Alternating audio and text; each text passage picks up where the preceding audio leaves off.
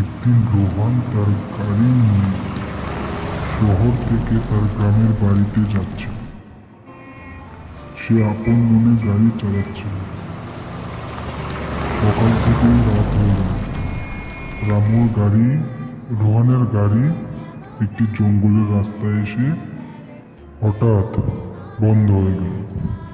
রামু ভয়ে গাড়ি থেকে নেমে বলতে লাগলো, এ কি, আমার গাড়িটা হঠাৎ এই ঘন জঙ্গলের মধ্যে নষ্ট হয়ে গেল।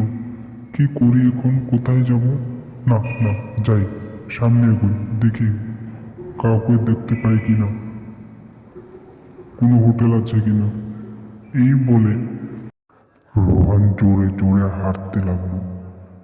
হাঁটতে হাঁটতে অনেকটা পথ যাওয়ার পর হঠাৎ সামনে একটা ঘর দেখতে পেল।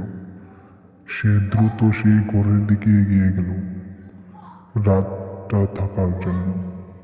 সেখানে গিয়ে দরজার সামনে দাঁড়িয়ে ডাকতে লাগলো, বাড়িতে কেউ আছেন? কেউ আছেন, দরজা খুলুন। এই বলে সে ঘরে গিয়ে দেখলো একজন মহিলা দাঁড়িয়েছে।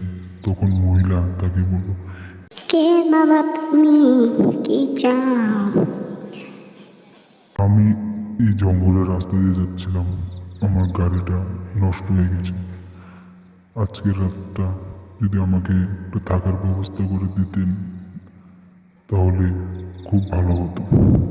ঠিক আছে বাবা, তুমি আজকে রাতটা এখানে থেকে যাও। এই বলে মহিলা তাকে আজকের রাতটা এখানে থাকার অনুমতি দিয়ে দেয় এবং সে আজকের রাতটা এখানেই থেকে যায়।